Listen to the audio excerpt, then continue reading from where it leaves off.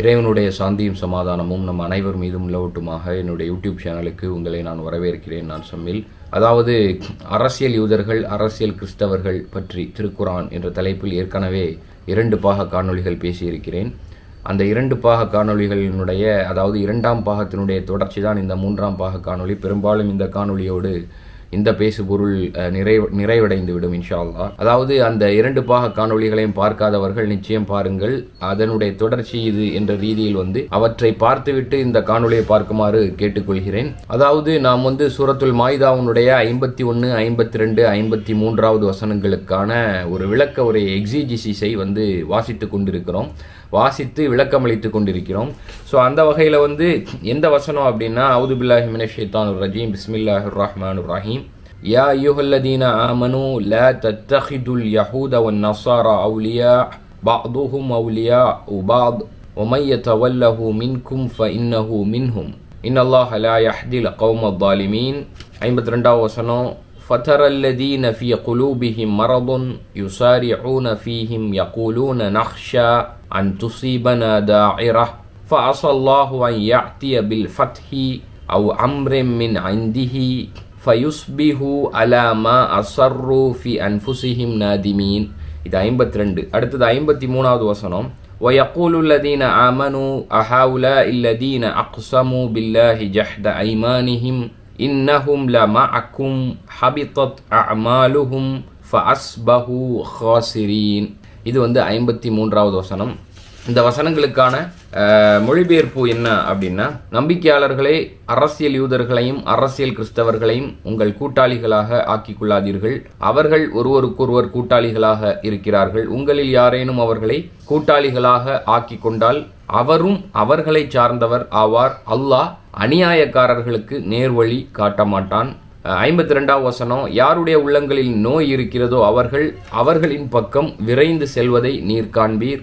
அவர்களின் பக்கம்னா அரசியல் யூதர்களின் பக்கம், அரசியல் கிறிஸ்தவர்களின் பக்கம். அதாவது நம்மளுடைய சமகாலத்தில் நம்ம பிரேக் டவுன் பண்ணி சொல்றதா இருந்தா, Zionists and imperialists, political Jews, political Christians. So அவர்களின் பக்கம் விரைந்து செல்வதை நீர் காண்பீர். எங்களுக்கு ஏதேனும் பாதிப்பு ஏற்பட்டு விடுமோ என்று நாங்கள் அஞ்சுகிறோம் என்று அவர்கள் கூறுகிறார்கள். அல்லாஹ் வெற்றியையோ தன்னிடமிருந்து சாதகமான ஒரு விவகாரத்தையோ அளித்து விடலாம். அப்போது அவர்கள் தங்கள் உள்ளங்களில் மறைத்து வைத்தவற்றிற்காக வருத்தப்படுவார்கள். அப்போது நம்பிக்கையாளர்கள், இவர்கள்தானே அல்லாஹ்வின் மீது சத்தியமிட்டு நாங்களும் உங்களுடன் இருக்கிறோம் என்று நம்பிக்கையூட்டியவர்கள் என்று கேட்பார்கள்.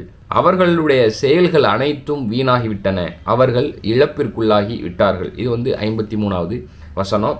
Once again I would like to reiterate. இது ஒரு வலியுறுத்த விரும்புகிறேன். இது அரசியல் யூதர்களையும் அரசியல் கிறிஸ்தவர்களையும் பற்றி பேசக்கூடிய வசனங்கள். அதாவது நபிகளார் காலகட்டத்தில் நபிகளாருடனான உடன்படிக்கையை மீறிய, உடன்படிக்கையை முறித்த, அந்த உடன்படிக்கைக்கு எதிராக செயல்பட்ட, நம்பிக்கை துரோகம் செய்த, முஸ்லிம்களுக்கும் முஸ்லிம் சமூகத்திற்கும் நபிகளாருக்கும் எதிராக சதி திட்டங்கள் தீட்டிய, சூழ்ச்சிகளில் ஈடுபட்ட, நபிகளாரை கொல்ல முயன்ற, முஸ்லிம் சமூகத்திற்கு எதிராக இணை வைப்பாளர்களுடன் முஷ்ரிக்கீன்களுடன் கைகோர்த்து கொண்டு சதி திட்டங்களில் ஈடுபட்டு போர்களை முன்னெடுக்க முயன்ற அந்த அரசியல் யூதர்களையும் அந்த அரசியல் கிறிஸ்தவர்களையும் பற்றி பேசுகிறது.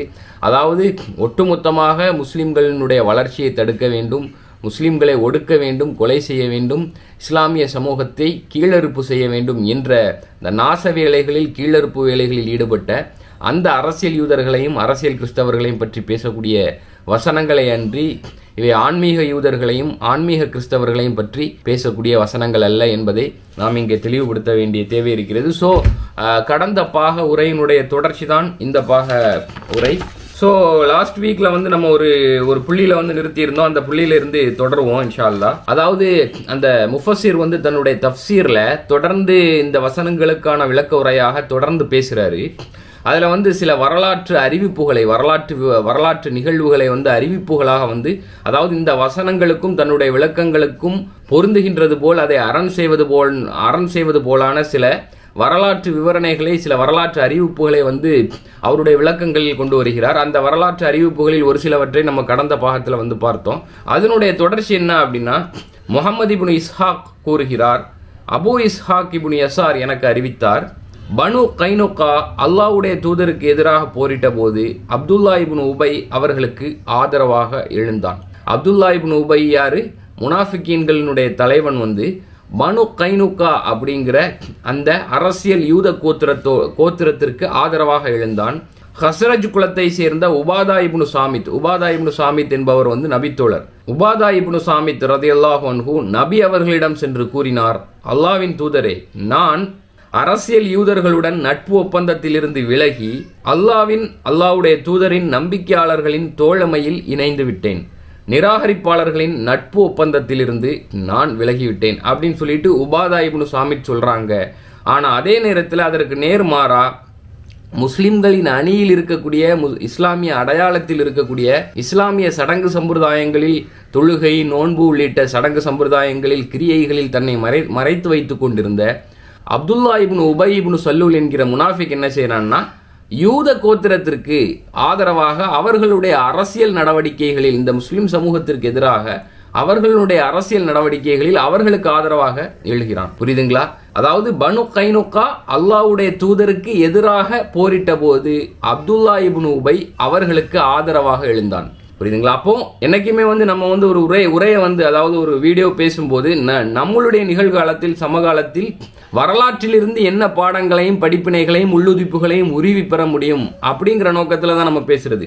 அப்ப இதுல நமக்கு வந்து தெளிவான பாடங்களும் படிப்பினைகளும் இருக்கின்றன. அதாவது அரசியல் யூதர்கள் முஸ்லிம்களுக்கு எதிராக, இஸ்லாமிய சமூகத்திற்கு எதிராக எழும் பொழுது உபாதா இப்னு சாமித் ரலியல்லாஹு அன்ஹு அவர்கள் அந்த அரசியல் யூதர்களுடனான ஏற்கனவே தங்களுக்கு இருந்த அந்த உடன்படிக்கையை, நட்பு ஒப்பந்தத்தை, கூட்டணியை முறித்து கொண்டு மூமின்களினுடைய அணியில் இணைகிறார்கள். ஆனால் அப்துல்லா இப்னு உபை இப்னு சல்லூல் என்கிற முனாஃபிக் என்ன செய்யறான்னா, அந்த அரசியல் யூதர்களுடன் இணைந்து கொண்டு இஸ்லாமிய சமூகத்திற்கு எதிராக அவர்கள் தீட்டக்கூடிய திட்டத்திலும் முன்னெடுக்கக்கூடிய முயற்சியிலும் போராட்டத்திலும் இவன் வந்து கலந்து கொள்கிறான். புரியுதுங்களா? இவன் வந்து அவர்களை திரைமறைவில் அரண் செய்கிறான். அவர்களுக்கு வேண்டிய உதவிகளை எல்லாம் செய்து கொடுக்கிறான். அவர்களுடைய கீழறுப்பு செயல்பாடுகளை வந்து இவன் ஃபெசிலிட்டேட் பண்றான், இலகுவாக்கி கொடுக்கிறான். புரியுதுங்களா? சோ அப்போ இங்க வந்து நம்மளுடைய சமகாலத்துல வந்து இதுல சிறந்த படிப்பினை இருக்கு. நம்மளுடைய காலத்துல அந்த நிகழ்வை வந்து அப்படியே கான்ட்ராஸ்ட் பண்ணி பாருங்க. எந்த அரசியல் யூதர்கள் வந்து இஸ்லாத்திற்கும் முஸ்லிம் அணியினருக்கும் முஸ்லிம் சமூகத்திற்கும் எதிராக நீண்ட காலமாக போராடி கொண்டிருக்கிறார்களோ, முஸ்லிம்களை கொத்து கொத்தாக கொன்று கொண்டிருக்கிறார்களோ, முஸ்லிம்களுடைய புனித ஸ்தலத்தை, 3ஆம் புனித ஸ்தலத்தை இழிவுபடுத்தி கொண்டே இருக்கிறார்களோ, இஸ்லாத்திற்கு எதிராக தொடர்ந்து தங்களுடைய போராட்டத்தை அறிவித்துக் கொண்டு போராடி கொண்டிருக்கிறார்களோ, அந்த அரசியல் யூதர்களுக்கும் அந்த அரசியல் கிறிஸ்தவர்களுக்கும் எதிராக மூமின்களின் ஒரு அணியினர் வந்து இன்னைக்கு தொடர்ச்சியாக போராடி கொண்டிருக்கிறார்கள். ஆனால் அதே நேரத்தில் அன்றைய காலகட்டத்தில் அப்துல்லா இப்னு உபை இப்னு சல்லூல் எப்படி திரைமறைவில் அரசியல் யூதர்களுக்கு உதவி செய்தானோ, அவனுடைய வார்ப்பில் இருக்கக்கூடிய சோ கால்ட் அரப் லீடர்ஸ் வந்து இன்னைக்கு வந்து ஜியோனிஸ்டுகளுக்கும் அரசியல் கிறிஸ்தவர்களான அமெரிக்க ஏகாதிபத்தியவாதிகளுக்கும் திரைமறைவில் வந்து உதவி செய்து கொண்டிருக்கிறார்கள். புரியுதுங்களா? அவர்களுடைய செயல்பாடுகளை வந்து ஃபெசிலிட்டேட் பண்றாங்க. நபிகளாருடைய காலகட்டத்தில் வந்து இப்படித்தான் அப்துல்லா இப்னு உபை இப்னு சல்லூல் முஸ்லிம் அடையாளத்தில் இருந்தான், பேர் தாங்கி முஸ்லீமாக இருந்தான். பார்த்தா வந்து முஸ்லீமாக தான் இருப்பான், நபிகளாருடைய பின்வரிசையிலே நின்று தொழுவான், சீராவு வாசிச்சா தெரியும். புரியுதுங்களா? கிரியைகளை, சடங்குகளை நிறைவேற்றினான். ஆனால் இம்மாதிரியான சோதனையான சூழ்நிலையில் உண்மையிலேயே கடினங்களையும் அல்லல்களையும் துன்பங்களையும் துயரங்களையும் அனுபவிக்க வேண்டும், தியாகங்கள் செய்ய வேண்டும் இந்த தீனுக்காக. அப்படிங்கிற ஒரு சூழல்ல அவனுடைய உண்மை முகம் வெளிப்படுகிறது. அவன் யார் பக்கம் நிற்கிறான், அவன் உண்மையிலேயே யார் என்பது வெளிப்படுகிறது. அப்படித்தான் இந்த 4 மாதங்களில், அதாவது அக்டோபர் 7 தாக்குதலில் தொடங்கி 4 மாதங்களாக போய்கொண்டிருக்கும் இந்த இனப்படுகொலையின் சூழலில் உள்ளபடியே முஸ்லிம்கள் என்ற பெயர் தாங்கிகளாக இருக்கும் பல நயவஞ்சகர்கள், அது வந்து தலைவர்கள் இருந்த அறிஞர்கள் முதற்கொண்டு பல பேர் வந்து இந்த 4 மாதங்களில் தோலுரிக்கப்பட்டு விட்டார்கள். அவர்களுடைய இயல்பு என்ன, அவர்கள் யாருக்காக பணி செய்கிறார்கள், அவர்களுடைய விளக்கங்களும் அவர்களுடைய கூற்றுகளும் அவர்களுடைய ஃபத்வாக்களும் அவர்களுடைய அரசியல் பொருளாதார கொள்கை முடிவுகளும் யாரை அரண் செய்த வண்ணம் இருக்கின்றன, அவர்கள் வந்து யாருக்கு ஆதரவானவர்கள், அவர்கள் மூமின்களின் அணியை சேர்ந்தவர்களா அல்லது அரசியல் யூதர்கள், அரசியல் கிறிஸ்தவர்களின் அணியை சேர்ந்தவர்களா என்பது வெட்ட வெளிச்சமாக இருக்கிறது இந்த 4 மாத காலகட்டத்தில். ஏனென்றால் இந்த 4 மாதங்களும் வந்து சோதனையின் காலகட்டம். அந்த சோதனையின் காலகட்டத்தில் தான் அப்துல்லா இப்னு உபை இப்னு சல்லூல் என்கிற முனாஃபிக் உள்ளபடியே வெளிப்பட்டான். அதுபோல் உபாதா இப்னு சாமித் என்கிற மூமின் நபித்தோழர் வந்து உள்ளபடியே அவருடைய ஈமான் வந்து வெளிப்பட்டது. புரியுதுங்களா? ஸோ அதுதான் வந்து அறிவிப்பு சொல்லுது. பனு கைனுகா என்கிற யூத கோத்திரம் அல்லாஹ்வுடைய தூதருக்கு எதிராக போரிட்ட போது அப்துல்லா இப்னு உபை வந்து அவர்களுக்கு ஆதரவாக எழுந்தான். ஹஸ்ரஜ் குலத்தை சேர்ந்த உபாதா இப்னு சாமித் ரலியல்லாஹு அன்ஹு நபி அவர்களிடம் சென்று கூறினார், இந்த தருணத்தில் அல்லாஹ்வின் தூதரே, நான் அவர்களின் நட்பு ஒப்பந்தத்தில் இருந்து விலகி அல்லாஹ்வின் அவனுடைய தூதரின் நம்பிக்கையாளர்களின் தோழமையில் இணைந்து விட்டேன். நிராகரிப்பாளர்களின் நட்பு ஒப்பந்தத்தில் இருந்து நான் விலகிவிட்டேன். புரியுதுங்களா? அப்போ இதுதான் வந்து மூமினுடைய பண்பு. அப்துல்லா இப்னு உபை இப்னு சல்லூலுடைய பண்பு வந்து நயவஞ்சகனுடைய பண்பு. ஸோ அப்துல்லா இப்னு உபை தொடர்பாகத்தான் இந்த வசனம் இறக்கி அருளப்பட்டது. எந்த வசனம்னா, நம்பிக்கையாளர்களே, மூமின்களே, அரசியல் யூதர்களையும் அரசியல் கிறிஸ்தவர்களையும் உங்களுடைய கூட்டாளிகளாக ஆக்கிக் கொள்ளாதீர்கள். அவர்கள் ஒருவருக்கொருவர் கூட்டாளிகளாக இருக்கிறார்கள்.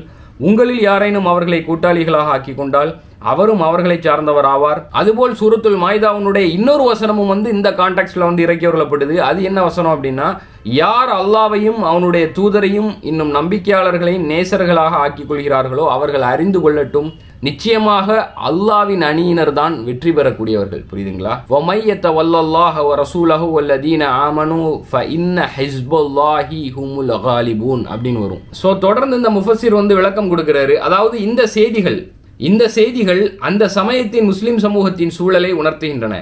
இஸ்லாம் மதீனாவிற்கு வருவதற்கு முன்னால் இருந்த சூழலை விட்டும் அந்த சமயத்தில் இருந்த கண்ணோட்டங்களை விட்டும் விலகிய சூழல் அது. அல்லாஹ் முஸ்லிம் சமூகத்திற்கு இந்த பொதுவான உறுதியான அடித்தளத்தை ஏற்படுத்துகிறான். அவனுடைய அறிவு நபி அவர்களுடைய வாழ்வின் குறிப்பிட்ட காலகட்டத்தையோ தற்காலிகமான அதன் சூழல்களையோ மட்டுமின்றி காலங்கள் அனைத்தையும் தழுவியது. அதாவது இந்த மாதிரியான அறிவிப்புகளும் அதன் வழிகாட்டல்களும் உள்ளுதிப்புகளும் கட்டளைகளும் நபிகளாருடைய காலகட்டத்தோடு மட்டும் சுருங்கிவிடக்கூடியதல்ல. அது காலங்கள் அனைத்தையும் தழுவியது. பல்வேறு பகுதிகளில் இந்த மார்க்கத்திற்கு எதிராகவும் முஸ்லிம் சமூகத்திற்கு எதிராகவும் அரசியல் கிறிஸ்தவர்கள் கொண்டிருந்த பகைமையை வரலாறு வெளிப்படுத்தியது. அரபு கிறிஸ்தவர்கள், இப்போ வந்து இந்த அறிவிப்புல வந்து கிறிஸ்தவர்களை இவ்வளவு நேரம் வந்து நம்ம அரசியல் யூதர்களை குறித்து பேசிக் கொண்டிருந்தோம். இப்போ வந்து அரசியல் கிறிஸ்தவர்களை பற்றிய சில குறிப்புகளை வந்து இந்த முஃபஸிர் வந்து கொடுக்கிறார். அரபு கிறிஸ்தவர்கள், எகிப்தின் கிறிஸ்தவர்கள் இஸ்லாத்தை இன்முகத்தோடு வரவேற்றதை நாம் விதிவிலக்காகவே கொள்ள வேண்டும். அதாவது ஆர்த்தோடாக்ஸ் கிறிஸ்டியன்ஸ், அதாவது ஆன்மீக கிறிஸ்தவர்கள் வந்து இஸ்லாத்தை வந்து இன்முகத்தோடு வரவேற்றதை நாம் விதிவிலக்காகவே கொள்ள வேண்டும் அப்படின்னு சொல்லிட்டு சொல்றாரு. அதே நேரத்தில் மேற்கின் கிறிஸ்தவர்கள், வெஸ்டர்ன் கிறிஸ்டியன்ஸ், அதாவது இவர்கள் தான் அரசியல் கிறிஸ்தவர்கள். இந்த அரசியல் கிறிஸ்தவர்கள் வரலாறு முழுவதும் இஸ்லாத்திற்கு எதிரான பகைமையை கால்பை சுமந்தவர்களாக, முஸ்லிம்களுக்கு எதிராக கடும் யுத்தங்கள் செய்தவர்களாகத்தான் அறியப்படுகிறார்கள். அந்த தாக்குதல்கள் எந்த வகையிலும் அரசியல் யூதர்களின் தாக்குதல்களையும் சூழ்ச்சிகளையும் விட சளைத்தவையாக இருக்கவில்லை. எந்த அளவுக்கெனில் ஆரம்ப காலத்தில் முஸ்லிம்களையும் இஸ்லாத்தையும் வரவேற்ற ஹபஷிகள், அதாவது நபிகளார் ஸல்லல்லாஹு அலைஹி வஸல்லம் காலகட்டத்தில் வந்து ஹபஷாக்கு புலம்பெயர்ந்து சென்ற வரலாற்றை நீங்கள் எல்லாம் படித்திருப்பீர்கள். அவர்கள் வந்து ஆர்த்தோடாக்ஸ் கிறிஸ்டியன்ஸ் தான். அவர்கள் வந்து ஆரம்ப கட்டத்தில் வந்து முஸ்லிம்களையும் இஸ்லாத்தையும் வந்து வரவேற்றார்கள். அவர் என்ன சொல்றாருன்னா, ஆரம்ப காலத்தில் முஸ்லிம்களையும் இஸ்லாத்தையும் வரவேற்ற ஹபஷிகள் வந்து பிற்காலத்தில் முஸ்லிம்களுக்கும் இஸ்லாத்திற்கும் எதிராக மூர்க்கமாக தாக்குதல்கள் நிகழ்த்தக்கூடியவர்களாக மாறினார்கள். பின்னாடி வரக்கூடிய காலகட்டத்தில் அவர்கள் அரசியல் கிறிஸ்தவர்களாக பரிணமிக்கிறார்கள். புரியுதுங்களா? இந்த விஷயத்தில் அவர்கள் அரசியல் யூதர்களை போன்றவர்களாக இருந்தார்கள். அல்லாஹ் விவகாரங்கள் அனைத்தையும் அறிபவன். அவன் குர்ஆன் அருளப்பட்ட சமயத்தில் இருந்த தற்காலிக சூழல்களை மட்டும் கவனத்தில் கொள்ளாமல், அங்கொன்றும் இங்கொன்றுமாக மறுமை நாள் வரை நிகழும் நிகழ்வுகளை கவனத்தில் கொள்ளாமல் முஸ்லிம்களுக்கு பொதுவான இந்த வரையறையை அளித்துள்ளான். இது வந்து ஜெனரலான விஷயம், எல்லா காலகட்டத்தோடும் பொருந்தி போகக்கூடிய விஷயம். எல்லா காலகட்டத்தில் மறுமை நாள் வரை வரக்கூடிய அனைத்து முஸ்லிம்களுக்குமான வழிகாட்டல்களை வழங்கக்கூடிய கட்டளைகள், அம்சங்கள். புரியுதுங்களா? ஸோ அதான் வந்து அவர் சொல்றாரு, இன்றளவும் இஸ்லாத்தை பின்பற்றுபவர்களும் இந்த உலகின் ஒவ்வொரு பகுதியிலும் அரசியல் யூதர்களாலும் அரசியல் கிறிஸ்தவர்களாலும் தங்களுக்கு எதிரான, தங்கள் கொள்கைக்கு எதிரான தாக்குதல்களை அனுபவித்துக் கொண்டுதான் இருக்கிறார்கள். அவர்கள் ஒருவருக்கொருவர் உதவியாளர்களாக, கூட்டாளிகளாக இருக்கிறார்கள். யாரு? அரசியல் யூதர்களும் அரசியல் கிறிஸ்தவர்களும் ஒருவருக்கொருவர் உதவியாளர்களாக, கூட்டாளிகளாக இருக்கிறார்கள் என்ற அல்லாஹ்வின் வார்த்தையை உண்மைப்படுத்தக்கூடிய சூழல் இது. புரியுதுங்களா? இந்த சூழல் அன்று இருந்தது போல், அல்லது வரலாறு நெடுகிலும் தொடர்ந்து வரும் சூழல் போல் இன்று இருக்கக்கூடிய சூழலும் வந்து எதை வந்து உண்மைப்படுத்தி கொண்டிருக்கிறது? அல்லாஹ்வுடைய வார்த்தை. அல்லாஹ்வுடைய வார்த்தை எது? அவர்கள் பஅதுஹும் அவுலியா உபாத், அவர்கள் ஒருவருக்கொருவர் கூட்டாளிகளாக இருக்கிறார்கள், உதவியாளர்களாக இருக்கிறார்கள். யாரு? அரசியல் யூதர்களும் அரசியல் கிறிஸ்தவர்களும். சோ அவர்கள் ஒருவருக்கொருவர் கூட்டாளிகளாக இருக்கிறார்கள் என்ற அல்லாஹ்வின் வார்த்தையை உண்மைப்படுத்தக்கூடிய சூழல் இது. முஸ்லிம்கள் தங்கள் இறைவனின் அறிவுரையை பின்பற்ற வேண்டும், இன்னும் அவனுடைய கட்டளைகளை பேண வேண்டும், அவன் தடுத்துள்ளவற்றிலிருந்து விலகி இருக்க வேண்டும். மக்களுடனான தனது தொடர்புகளை ஒரு முஸ்லிம் கொள்கையின் அடிப்படையில் அமைத்துக் கொள்ள வேண்டும் என்று இஸ்லாம் கட்டளையிடுகிறது. முஸ்லிம்களுடைய கண்ணோட்டத்திலும் செயல்பாட்டிலும் தோழமையும் பகைமையும் கொள்கையை கொண்டே அமைய வேண்டும். எனில் இஸ்லாத்தினுடைய முஸ்லிம்களினுடைய எதிரிகளான அரசியல் யூதர்களோடும் அரசியல் கிறிஸ்தவர்களோடும் இன்று தோழமை பாராட்டுபவர்கள், நட்புறவோடு இருப்பவர்கள், அவர்களுக்கு உதவி செய்பவர்கள், அவர்களை அரண் செய்பவர்கள், திரைமறைவு இந்த கூட்டை முறித்துக்கொள்ள தயாராக இல்லாதவர்கள் எப்படி முஸ்லிம்களாக மூமின்களாக இருப்பார்கள்? எப்படி இந்த கொள்கையை பிரதிநிதித்துவம் செய்பவர்களாக இருப்பார்கள்? நிச்சயம் இருக்க மாட்டார்கள். ஸோ அதான் அவர் சொல்றாரு, முஸ்லிம்னுடைய கண்ணோட்டத்திலும் செயல்பாட்டிலும் தோழமையும் பகைமையும் கொள்கையை கொண்டே அமைய வேண்டும். ஆகவே முஸ்லிம் அல்லாதவனும் கொள்கை விஷயத்தில் ஒன்று சேர்ந்து செயல்பட முடியாது. மற்ற விஷயத்தில் ஒன்று சேர்ந்து செயல்பட்டாலும் திருக்குரானின் கட்டளைகள், நபிகளாருடைய வழிமுறை, திருக்குரானுடைய ஏவல் விளக்கல்கள், திருக்குரான் ஆகுமாக்கப்பட்டவை, திருக்குரான் விளக்கியவை, இந்த மாதிரியான விஷயத்தில் முஸ்லிமும் முஸ்லிம் அல்லாதவர்களும் ஒன்றிணைந்து செயல்பட முடியாது. இஸ்லாமிய சமூக அமைப்பை நிலைநிறுத்தும் பொருட்டு இஸ்லாத்தை கொள்கையாகவும் அந்த கொள்கையிலிருந்து செயல்பாட்டையும் பெற்றுக்கொண்டவர்தாம் இஸ்லாத்தை உணர்ந்தவர் ஆவர். இஸ்லாமிய கண்ணோட்டத்திலும் முஸ்லிமின் உள்ளத்திலும் இந்த விவகாரம் தெளிவானது, வரையறுக்கப்பட்டது. மார்க்கம் என்பது இஸ்லாம் தான். அதனை தவிர வேறெதையும் இஸ்லாம் மார்க்கமாக ஏற்றுக்கொள்ளாது. ஏனெனில் அல்லாஹ் கூறுகிறான், இஸ்லாம் தான் அல்லாஹ்விடத்தில் அங்கீகரிக்கப்பட்ட மார்க்கமாகும். இன்னத்தீன இந்தல்லாஹில் இஸ்லாம். புரியுதுங்களா? மேலும் அல்லாஹ் கூறுகிறான், யார் இஸ்லாத்தை தவிர வேறொரு மார்க்கத்தை விரும்புவாரோ, யார் இந்த பாதையை தவிர, நம்ம இவ்வளவு நேரம் விளக்கி கொண்டு வருகிறோம் அல்லவா, அதாவது 3 பாகங்கள்ல இந்த வசனங்களுக்கு விளக்க உரை அளித்துள்ளோம். அப்போ யார் இந்த மார்க்கத்தை தவிர வேறொரு மார்க்கத்தை விரும்புவாரோ அது ஒருபோதும் அவரிடமிருந்து ஏற்றுக்கொள்ளப்பட மாட்டாது. இந்த விவகாரம் கொள்கை ரீதியான ஈமானிய அடிப்படையிலான விவகாரமாகும். எந்த விவகாரம்? அரசியல் யூதர்கள் அரசியல் கிறிஸ்தவர்கள் சம்பந்தமான விவகாரம் கொள்கை ரீதியான விவகாரமாகும். புரியுதுங்களா? இன்னைக்கு அரசியலை விட்டும், பொருளாதாரத்தை விட்டும், சமூக தளத்தை விட்டும், இராணுவ தளத்தை விட்டும் இஸ்லாத்தை தூரப்படுத்தும் நோக்கில் போதித்துக் கொண்டிருக்கின்ற, பயான் செய்து கொண்டிருக்கின்ற, விளக்கம் அளித்துக் கொண்டிருக்கின்ற அறிஞர்களுக்கும், அறிஞர்கள் என்று சொல்லப்படுவோருக்கும் இது புரிவதில்லை. புரியுதுங்களா? இது என்ன விவகாரம்னா, இந்த மாதிரியான கட்டளைகளும் அது சார்ந்த வரலாற்று நிகழ்வுகளும் நமக்கு தெள்ள தெளிவாக உணர்த்துகின்றன. இது ஈமானிய விவகாரம், இது கொள்கை ரீதியான விவகாரம். புரியுதுங்களா? ஏன்னா என்னுடைய அந்த கடந்த 2 பாக இந்த பேசுபொருள்ல நான் பேசிய கடந்த 2 உரைகளையும் இந்த உரையை தொடர்ச்சியாக ஃபாலோ பண்ணிட்டு பின்தொடர்ந்து வருபவர்களுக்கு தெரியும், இது தெளிவான அரசியல் ரீதியான கட்டளை, வழிகாட்டல். புரியுதுங்களா? தெளிவான அரசியல் ரீதியா நபிகளாருக்கு அரசியல் தளத்தில், இராணுவ தளத்தில் திருக்குரான் எப்படி வழிகாட்டியது அப்படிங்கிறத நம்ம கடந்த 2 உரைகளில் பார்த்து கொண்டிருக்கிறோம். அப்ப இது தெளிவான அரசியல் ரீதியான, இராணுவ ரீதியான குர்ஆனுடைய வழிகாட்டல். அந்த வழிகாட்டல் பிரகாரம் பட்டை தீட்டப்பட்ட, புடம் போடப்பட்ட நபிகளாருடைய காலகட்டத்தில் நிகழ்ந்த ஒரு சில வரலாற்று சம்பவங்களையும் நாம் எடுத்து பேசியிருக்கிறோம் கடந்த உரைகளிலும் அதற்கு முந்தைய உரைகளிலும். சோ அப்போ இந்த விவகாரம், அரசியல் யூதர்கள் அரசியல் கிறிஸ்தவர்கள் தொடர்பான விவகாரம் கொள்கை ரீதியான விவகாரம், ஈமானின் அடிப்படையிலான விவகாரம். அதே போன்று இது செயல்பாட்டுடன் தொடர்புடைய விவகாரமாகவும் இருக்கிறது. இது ஒரு ஈமானிய கொள்கை ரீதியான விவகாரம் என்ற வகையில் நம்முடைய இந்த விளக்கம் அதை தெளிவாக்கிவிட்டது என்று கருதுகிறோம். எந்த சந்தேகத்திற்கும் இடமில்லாத உறுதியான இந்த வசனங்கள் முஸ்லிம்களுக்கும் அரசியல் யூதர்கள் மற்றும் அரசியல் கிறிஸ்தவர்களுக்கும் மத்தியில் நிகழக்கூடிய கூட்டணி ஒப்பந்தத்தை தடை செய்கின்றன. புரியுதுங்களா? எந்த சந்தேகத்திற்கும் இடமில்லாத வகையில் உறுதியான இந்த வசனங்கள், உறுதியான தெளிவான இந்த வசனங்கள் முஸ்லிம்களுக்கும் அரசியல் யூதர்கள் மற்றும் அரசியல் கிறிஸ்தவர்களுக்கும் மத்தியில் நிகழக்கூடிய கூட்டணி ஒப்பந்தத்தை தடை செய்கின்றன. ஒரு முஸ்லிம் தன்னுடைய முயற்சிகள் அனைத்தையும் இஸ்லாத்திற்கு மட்டுமே உரித்தாக்க வேண்டும் என்று இஸ்லாம் பணிக்கிறது. அவனுடைய வாழ்க்கையில், அவனுடைய அன்றாட செயல்பாடுகளில் இஸ்லாத்தை விட்டு விலகி எந்த பகுதியும் இருந்துவிட முடியாது. இஸ்லாத்தின் இயல்பை அறிந்தவர்கள் யாரும் இதற்கு மாறாக செயல்பட மாட்டார்கள்.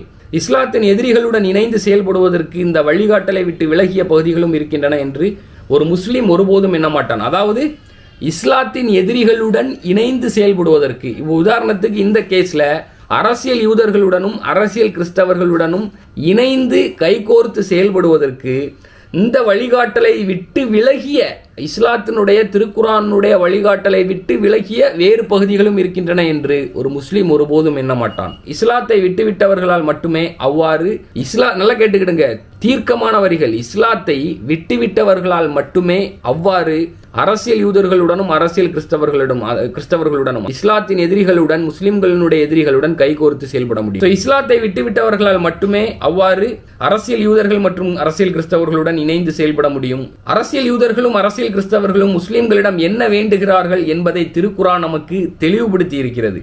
அங்கு கொள்கை ரீதியாக ஒன்றிணைந்து செயல்படுவது எவ்வாறு சாத்தியமற்றதோ அதே போன்று செயல்பாட்டு ரீதியாக ஒன்றிணைவதும் சாத்தியமற்றதாகும். நீங்க கொள்கை ரீதியாக ஒன்றிணைந்து யூதர்கள் கிறிஸ்தவர்களுடன் செயல்பட முடியாது, புரியுதுங்களா? கொள்கை ரீதியாக நமக்கும் அவர்களுக்கும் வேறுபாடு இருக்கின்றன. அப்போ கொள்கை ரீதியாக அரசியல் யூதர்களுடனும் அரசியல் கிறிஸ்தவர்களுடனும் இணைந்து செயல்படுவது எந்த அளவுக்கு சாத்தியமற்றதோ அதுபோல்தான் செயல்பாட்டு ரீதியாகவும் தியரிட்டிக்கலாக எந்த அளவுக்கு சாத்தியமற்றதோ அதுபோல்தான் பிராக்டிக்கலாகவும் சாத்தியமற்றது. கொள்கை ரீதியாக இணைந்து செயல்படுவது எந்த அளவுக்கு சாத்தியமற்றதோ அதுபோல்தான் செயல்பாட்டு ரீதியாகவும் இஸ்லாத்தின் எதிரிகளுடன் இணைந்து செயல்படுவது சாத்தியமற்றதாகும். அப்துல்லா இப்னு உபை இப்னு சல்லூல், அதாவது முனாஃபிகீன்களுடைய தலைவன் அப்துல்லா இப்னு உபை இப்னு சல்லூலினுடைய சாக்கு போக்கும் அரசியல் யூதர்களுடன் கூட்டணியில் இருக்க வேண்டும் என்பதற்காக அவன் விரைந்து சென்றதும், காலத்தின் சுழற்சியை நான் பயப்படுகிறேன், துன்பம் எங்கள் மீது இறங்கலாம் என்று நான் எண்ணுகிறேன் என்று அவன் கூறியதும் அவனுடைய உள்ளத்தில் நோய் இருக்கிறது என்பதற்கான அடையாளமாகும். இன்னைக்கு இது திரும்ப திரும்ப அப்துல்லா இப்னு உபை இப்னு சல்லூலினுடைய உதாரணத்தை இந்த முஃபஸ்ஸிர் குறிப்பிடுவதற்கான காரணம், அப்துல்லா இப்னு உபை இப்னு சல்லூலினுடைய வார்ப்பில் இருக்கக்கூடிய நம் கால நயவஞ்சகர்களை, நம் கால முஸ்லிம் ஜியோனிஸ்டுகளை, இஸ்லாத்தினுடைய போர்வையில் இருக்கும் அரசியல் யூதர்கள் கிறிஸ்தவர்களுடைய நண்பர்களை நாம் அப்பட்டமாக இனங்காண வேண்டும் என்பதற்காகத்தான், புரியுதுங்களா? இவர்களுடைய உள்ளங்களில் நோய் இருக்கிறது. அதான் அந்த முஃபஸ்ஸிர் சொல்றாரு, அப்துல்லா இப்னு உபை இப்னு சல்லூலினுடைய சாக்கு போக்கு. இன்னைக்கு கோட் அண்ட் கோட் சோகால்டு முஸ்லிம் தலைவர்கள் சாக்கு போக்குகளை முன்வைக்கிறார்கள். அரசியல் யூதர்களுடன் கூட்டணியில் இருக்க வேண்டும் என்பதற்காக அவன் விரைந்து சென்றதும், இன்னைக்கும் அரசியல் யூதர்கள் ஜியோனிஸ்டுகளோடும் அமெரிக்காவோடும் கூட்டணியில் இருக்க வேண்டும், அவர்களோடு நட்புறவு பாராட்ட வேண்டும், அவர்களோடு பொருளாதார அரசியல் உடன்படிக்கைகள் செய்து அவர்களோடு இணைந்து பயணிக்க வேண்டும் என்பதற்காக அரபு முஸ்லிம் தலைவர்கள் விரைந்து செல்கிறார்கள். அதான் சொல்றாரு, அப்துல்லா இப்னு உபை இப்னு சல்லூலுடைய சாக்குப்போக்கும் அரசியல் யூதர்களுடன் கூட்டணியில் இருக்க வேண்டும் என்பதற்காக அவன் விரைந்து சென்றதும், அதுபோல் காலத்தின் சுழற்சியை நான் அஞ்சுகிறேன், துன்பம் எங்கள் மீது இறங்கலாம் என்று நான் எண்ணுகிறேன் என்று அவன் கூறியதும் அவனுடைய உள்ளத்தில் நோய் இருக்கிறது என்பதற்கான அடையாளங்களாகும். இன்னைக்கும் அதே லாங்குவேஜ் தான் பேசுறாங்க. அவர்களுடைய உள்ளங்களில் நோய் இருப்பதற்கான, நயவஞ்சகத்தனத்திற்கான, இஸ்லாத்தை விட்டு வெளியேறி விட்டதற்கான அடையாளமாகும். ஏன்னா அல்லாஹ் சொல்லிட்டான், எவர் ஒருவர் அப்படி செய்கிறாரோ, யார் ஒருவர் அரசியல் யூதர்களுடனும் அரசியல் கிறிஸ்தவர்களுடனும் நட்பு கூட்டணியில் உடன்படிக்கையில் இந்த மாதிரி திரைமுறை ஒப்பந்தத்தில் ஈடுபடுகிறாரோ அவர்களை சார்ந்தவர்கள், அவர்களில் ஒருவர்னு, புரியுதுங்களா? அவர் தொடர்ந்து சொல்றாரு, இந்த வாதங்கள் நோயுடைய உள்ளத்தின் ஈமானிய பலவீனத்தின் அடையாளங்களாகும். பாதுகாவலனும் உதவியாளனும் அல்லாஹ்தான். அவனை தவிர மற்றவர்களிடம் உதவி தேடுவது வழிகேடாகும். அல்லாஹ்வை தவிர நீங்க மற்றவர்களிடம் எதற்கு உதவி தேடுறீங்க? உதவியும் பாதுகாப்பும் அல்லாஹ்வுடைய புறத்தில் இருந்து வருது. அப்ப அல்லாஹ் மீது தவக்கல்து வைத்துதான் இன்னைக்கு தொழில்நுட்ப ரீதியிலும் ஆயுத ரீதியிலும் பின்தங்கி இருக்கக்கூடிய யமன் நாட்டை சேர்ந்த சொற்ப தொகையினர் ஏகாதிபத்திய அமெரிக்காவையும் அரசியல் கிறிஸ்தவர்களையும் ஜியோனிஸ்டுகளையும் அரசியல் யூதர்களையும் எதிர்த்து போராடி கொண்டிருக்கிறார்கள். அவர்களுடைய பண்பு நலன்கள் மூமினுடைய வார்ப்பில் இருக்கின்றன, அதாவது ஈமானிய வார்ப்பில் இருக்கின்றன, மூமின்களுடைய பண்பு நலன்களாக இருக்கின்றன. அதான் அவர் சொல்றாரு, அதாவது பாதுகாவலனும் உதவியாளனும் அல்லாஹ் தான், புரியுதுங்களா? அவனை தவிர மற்றவர்களிடம் உதவி தேடுவது வழிகேடாகும். இது எவ்வித பலனையும் தராத வீணான முயற்சியாகும், புரியுதுங்களா? அப்துல்லா இப்னு உபை இப்னு சல்லூலுடைய இந்த வாதம் ஒவ்வொரு காலத்திலும் ஒவ்வொரு இடத்திலும் ஈமானின் யதார்த்தத்தை உணர்ந்து கொள்ளாத நயவஞ்சகர்களின் உள்ளத்தில் நோய் உள்ளவர்களின் வாதமாகும், புரியுதுங்களா? எக்ஸாக்டா சொல்றாரு பாருங்க, துல்லியமான வார்த்தை. அப்துல்லா இப்னு உபை இப்னு சல்லூலுடைய சாக்கு போக்கும், அப்துல்லா இப்னு உபை இப்னு சல்லூலுடைய அச்ச உணர்வும், அப்துல்லா இப்னு உபை இப்னு சல்லூலுடைய உலக மோகமும் பொருளாதார மோகமும் ஒவ்வொரு காலத்திலும், நம் காலத்திற்கும் அது பொருந்தும், ஒவ்வொரு இடத்திலும் ஈமானின் யதார்த்தத்தை உணர்ந்து கொள்ளாத நயவஞ்சகர்கள் மற்றும் உள்ளத்தில் நோய் உள்ளவர்களின் வாதமாகும். நயவஞ்சகர்களின் வாதம், உள்ளத்தில் நோய் உள்ளவர்களின் வாதம். அல்லாஹ்வுக்காக அவனுடைய தூதருக்காக அரசியல் யூதர்களின் நட்பு கூட்டணியில் இருந்து விலகிய உபாதா இப்னு சாமித்தின் உள்ளம் அரசியல் யூதர்களின் நட்பை உதறித்தள்ளும் நம்பிக்கையாளனின் உள்ளமாகும். உபாதா இப்னு சாமித் ரலியல்லாஹு அன்ஹு இந்த சூழல்ல வந்து அரசியல் யூதர்களுடன் ஏற்கனவே தான் இருந்த நட்பு கூட்டணியை முறித்து கொண்டு நபிகளாருடனும் முஸ்லீம் சமூகத்துடனும் இணைந்தார். அதற்கு பிறகு அவர்கள் வந்து யூதர்கள் அரசியல் யூதர்களுடன் நட்பு கூட்டணியை ஏற்படுத்திக் கொள்ளவில்லை, கூட்டணியில் இணைந்து கொள்ளவில்லை. இந்த உள்ளம்தான் அரசியல் யூதர்களின் நட்பை உதறித்தள்ளும் மூமியினுடைய நம்பிக்கையாளனுடைய உள்ளமாகும். இந்த உள்ளத்தினுடைய வார்ப்புல தான் இன்னைக்கு வந்து யமன் போராடிட்டு இருக்குது. யமனுடைய போராளிகள் போராடி கொண்டிருக்கிறார்கள். ஹமாஸ் ஹிஸ்புல்லா வந்து போராடி கொண்டிருக்கிறது. இந்த சைடுல வந்து ஈராக்கினுடைய ரெசிஸ்டன்ஸ் குரூப்பும் ஈரானும் வந்து காத்திரமாகவும் தீவிரமாகவும் அரசியல் யூதர்களையும் அரசியல் கிறிஸ்தவர்களையும் எதிர்த்து கொண்டிருக்கிறார்கள். இது உபாதா இப்னு சாமித்தின் உள்ளம். அவருடைய உள்ளம் வந்து அரசியல் யூதர்களின் நட்பை உதறித்தள்ளும் நம்பிக்கையாளனுடைய உள்ளமாகும். அவர் அந்த நட்பு ஒப்பந்தத்தை உதறித்தள்ளினார். ஆனால் அப்துல்லா இப்னு உபை இப்னு சல்லூல் அந்த நட்பு ஒப்பந்தத்தை உறுதியாக பற்றி கொண்டான். அப்துல்லா இப்னு உபை இப்னு சல்லூல் நட்பு ஒப்பந்தத்தை அரசியல் யூதர்களுடனான நட்பு ஒப்பந்தத்தை உறுதியாக பற்றி கொண்டான். இன்னைய வரைக்கும் அரபு நாடுகள் கோட்டன்கோட் அரபு முஸ்லிம் தலைவர்கள் யூதர்களுடன் உடன்படிக்கையை பேணிக் கொண்டிருக்கிறார்கள், நட்பு ஒப்பந்தத்தை பேணிக் கொண்டிருக்கிறார்கள், திரைமறைவில் அவர்களுக்கு உதவி செய்கிறார்கள். முழுமையாக நாங்கள் உடன்படிக்கையை துண்டிக்க மாட்டோம், ஒப்பந்தங்களை அதாவது சியோனிஸ்டுகளுடன் இஸ்ரேலுடனான எங்களுடைய உடன்படிக்கை துண்டிக்கப்படாது, ஒப்பந்தங்கள் துண்டிக்கப்படாது, நட்புறவு துண்டிக்கப்படாது என்று பகிரங்கமாக அறிவிக்கிறார்கள். திரைமறைவில் உதவி செய்து கொண்டிருக்கிறார்கள். ஸோ கான்ட்ராஸ்ட் பண்ணி பாருங்க, கம்பேர் பண்ணி பாருங்க. இன்னை வரைக்கும் இஸ்ரேலுக்கு எதிராக துளி கூட நடவடிக்கை எடுக்கவில்லை. அதாவது நான் என்னுடைய பல காணொளிகள் சொல்வது போல் இந்த காசா மக்களினுடைய முஸ்லிம்களினுடைய கொத்து கொத்தான இனப்படுகொலைக்கு பகுதி காரணம் இஸ்ரேலிய சியோனிசவாதிகள், பகுதி காரணம் அரசியல் கிறிஸ்தவர்களான அமெரிக்கா என்றால் மீதி பகுதி காரணம் அவர்களுக்கு திரைமறைவில் உதவி செய்து கொண்டு அவர்களை அரண் செய்து கொண்டு அவர்களுக்கு எதிராக எந்த நடவடிக்கையும் எடுக்காமல் இருக்கும் இந்த நயவஞ்சக இஸ்லாம் விரோத அரபு அரசாங்கங்கள் தான், அரபு ஆட்சியாளர்கள் தான். அவர்களை பற்றி தான் இந்த முஃபஸிர் சொல்றாரு. அப்துல்லா இப்னு உபை இப்னு சல்லூல் வந்து அந்த நட்பு ஒப்பந்தத்தை உறுதியாக பற்றி கொண்டான். ஆனால் உபாதா இப்னு சாமித் வந்து அந்த நட்பு ஒப்பந்தத்தை உதறி தள்ளினார். புரியுதுங்களா? இன்னைக்கு வந்து ஒரு குரூப் வந்து அந்த நட்பு ஒப்பந்தத்தை உறுதியாக பற்றி கொண்டிருக்கிறார்கள், இன்னொரு குரூப் வந்து அரசியல் யூதர்களுக்கு எதிராக அவர்களுடனான அனைத்து இதற்கு முன்னாடி இருந்த குறைந்தபட்ச உறவு முறையை கூட துண்டித்து அவர்களுக்கு எதிராக போராடி கொண்டிருக்கிறார்கள். சோ இரண்டும் வெவ்வேறான கண்ணோட்டங்களில் இருந்து வேறுபட்ட உணர்வுகளில் இருந்து வெளிப்படக்கூடிய வேறுபட்ட இரு பாதைகளாகும். நம்பிக்கையாளனின் உள்ளத்திற்கும் ஈமான் என்றால் என்ன என்பதை அறியாத உள்ளத்திற்கும் மத்தியில் காணப்படும் இந்த கருத்து வேறுபாடு ஒவ்வொரு காலகட்டத்திலும் காணப்படவே செய்யும். இந்த மார்க்கத்தின் எதிரிகளை, இந்த மார்க்கத்திற்கு எதிராக ஒன்று சேர்ந்திருப்பவர்களை, தங்களின் கொள்கையையும் நட்பையும் நம்பிக்கையையும் இந்த மார்க்கத்திற்கு உரித்தாக்காத நயவஞ்சகர்களை திருக்குரான் எச்சரிக்கிறது. அல்லாஹ் வந்து ஒரு வெற்றியை கொண்டு வரலாம் என்றும் நயவஞ்சகர்களின் உள்ளத்தில் மறைந்திருக்கும் நயவஞ்சகத்தை வெளிப்படுத்தும் விவகாரத்தை அவன் கொண்டு வரலாம் என்றும் அது அவர்களை எச்சரிக்கிறது. இது வந்து திருக்குரானுடைய 52ஆம் வசனம் நம்ம வாசிச்சேதான். அல்லாஹ் வந்து வெற்றியையோ தன்னிடமிருந்து சாதகமான ஒரு விவகாரத்தையோ அளித்து விடலாம். அப்போது அவர்கள், அதாவது அவர்கள்லாம் நயவஞ்சகர்கள், தங்கள் உள்ளங்களில் மறைத்து வைத்தவற்றிற்காக வருத்தப்படுவார்கள். அதாவது நாளைக்கே வந்து இஸ்ரேல் வந்து தோற்கடிக்கப்படுதுன்னு வச்சுக்கிடுங்க, ஒரு பேச்சுக்கு நாளைக்கே இஸ்ரேல் தோற்கடிக்கப்படுது, ஹமாஸுனுடைய கை, ஹிஸ்புல்லாவுடைய கை, யமனுடைய கை மேலோங்கி அந்த இடத்தில் வந்து இவர்கள் ஆதிக்கம் செலுத்தி இவர்கள் வந்து ஒரு ஆட்சியை நிறுவுகிறார்கள், இவர்களுடைய ஆதிக்கம் அங்கே ஓங்குகிறது என்றால் அப்போ இந்த நயவஞ்சக அரபு முஸ்லிம் தலைவர்களுடைய கண்ணோட்டங்களும் பேச்சும் செயல்பாடும் அப்படியே தலைகீழாக மாறும். அதுதான் அல்லாஹ் சொல்றான். இந்த நயவஞ்சகர்களுடைய பண்புலன்கள் அப்ப அப்படியே மாறும். அவன் என்ன சொல்றான்? அல்லாஹ் வந்து வெற்றியையோ தன்னிடமிருந்து சாதகமான ஒரு விவகாரத்தையோ அழித்து விடலாம். அப்போது நயவஞ்சகர்கள் தங்கள் உள்ளங்களில் மறைத்து வைத்தவற்றிற்காக வருத்தப்படுவார்கள். ஏன்னா அந்த சமயத்தில் வந்து யாருடைய உள்ளத்தில் நோய் இருக்கிறதோ அந்த நயவஞ்சகர்கள் அரசியல் யூதர்களுடனும் அரசியல் கிறிஸ்தவர்களுடனும் கூட்டணி ஒப்பந்தம் செய்வதற்காக தாங்கள் விரைந்து சென்றதை எண்ணி தங்களின் நயவஞ்சகம் வெளிப்பட்டு விட்டதே என்பதை எண்ணி வெட்கப்படுவார்கள். அந்த சமயத்தில் நயவஞ்சகர்களின் நிலையை பார்த்து நம்பிக்கையாளர்கள், அதாவது மூமின்கள் வந்து ஆச்சரியப்படுவார்கள். அவர்கள் நயவஞ்சகத்தனத்தில் இருந்ததையும் அதன் மூலம் அவர்கள் அடைந்த இழப்பையும் நம்பிக்கையாளர்கள் காண்பார்கள். அதுதான் வந்து சூரத்துல் மாயிதாவுடைய 53வது வசனம். அப்போது நம்பிக்கையாளர்கள், இவர்கள் தானே அல்லாஹ்வின் மீது சத்தியமிட்டு நாங்களும் உங்களுடன் இருக்கிறோம் என்று நம்பிக்கையூட்டியவர்கள் என்று கேட்பார்கள். அவர்களுடைய செயல்கள் அனைத்தும் வீணாகிவிட்டன, அவர்கள் இழப்பிற்குள்ளாகிவிட்டார்கள். அதாவது அல்லாஹ் வந்து அந்த காலகட்டத்தில் வெற்றியை கொண்டு வந்தான். அப்ப நயவஞ்சகர்களுடைய உள்ளம் அப்படியே அந்தர்பல்ட்டி அடிச்சுது. அதே மாதிரி நம் காலகட்டத்திலும் இன்று மூமின்களுக்கு அல்லாஹ் வந்து ஒரு வெற்றியை அளித்தால் அப்பொழுது இந்த முஸ்லிம் ஆட்சியாளர்கள், சோகால்டு முஸ்லிம் ஆட்சியாளர்கள், நயவஞ்சக இஸ்லாம் விரோத முஸ்லிம் ஆட்சியாளர்கள் வந்து அப்படியே அந்தர்பல்ட்டி அடிப்பார்கள். அப்பொழுது அவர்களுடைய நயவஞ்சகம் வந்து வெளிப்படும். அப்பொழுது அவர்கள் தாங்கள் ஜியோனிசவாதிகளோடும் அமெரிக்காவோடும் நட்பு ஒப்பந்தம் செய்து கொள்வதற்கும் அவர்களோடு நட்புறவில் இருப்பதற்கும் விரைந்து செல்வதை எண்ணி விரைந்து சென்றதை எண்ணி வருத்தப்படுவார்கள். ஸோ அதுதான் வந்து அல்லாஹ் வந்து இந்த இடத்துல வந்து குறிப்பிடுறான்.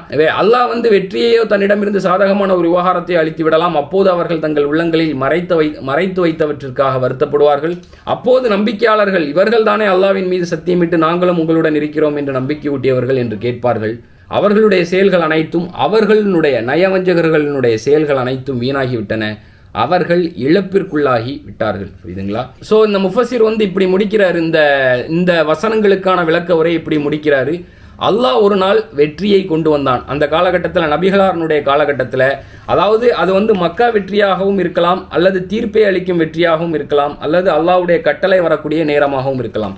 ஸோ அல்லாஹ் வந்து ஒரு நாள் வெற்றியை கொண்டு வந்தான். மறைந்திருந்தவை வெளிப்பட்டன. அவர்களின் செயல்கள் வீணாகின. அவர்கள் பேரிழப்பு, யாரு? நயவஞ்சகர்களுடைய செயல்கள் வீணாகின.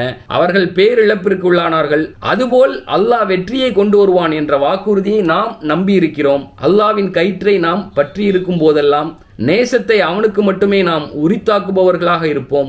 அல்லாஹ்வுடைய மார்க்கத்தை நாம் புரிந்து கொண்டால், அதன் அடிப்படையில் நம்முடைய கண்ணோட்டங்களையும் செயல்பாடுகளையும் அமைத்துக் கொண்டால், அதன் விளைவாக நிகழும் போரில் அவனுடைய வழிகாட்டுதலின்படி நாம் செயல்பட்டால், அல்லாஹ்வையும் அவனுடைய தூதரையும் நம்பிக்கையாளர்களையும் தவிர வேறு யாரையும் நாம் நேசர்களாக ஆக்கிக்கொள்ள மாட்டோம்.